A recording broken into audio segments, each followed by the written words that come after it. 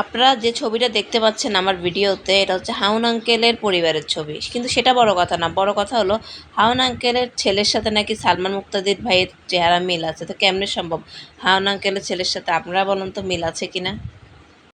একটার পর একটা আন্দোলন। তাহলে গৃহিণীরা বাদ যাবে কেন?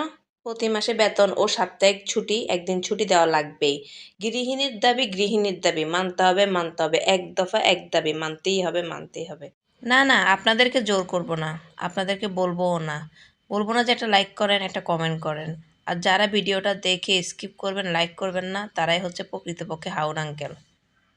রিজিক আপনাকে সারপ্রাইজ দিবে সব সময়। আপনি কখনোই বুঝতেই পারবেন না কিভাবে কোথা থেকে আপনার রিজিক চলে এসেছে। কারণ আল্লাহ উত্তম পরিকল্পনাকারী। আল্লাহর উপর ভরসা রাখুন, কখনো টেনশন এই তোমরা যে আমার সাথে অভিনয় করতেছো, এগুলা কিন্তু একদম রিয়েলিস্টিক হচ্ছে না।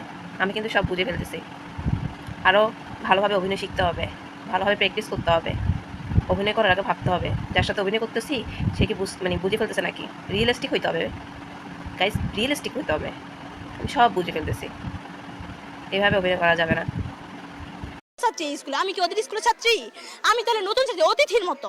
আমাকে আমার সাথে কি ওই ব্যবহারটা করতে পারে? আমি বল কি, দে খাতা দে, এখনই দিবি, 1 সেকেন্ডও সময় দিব না, দে খাতা, এমনি করে টান।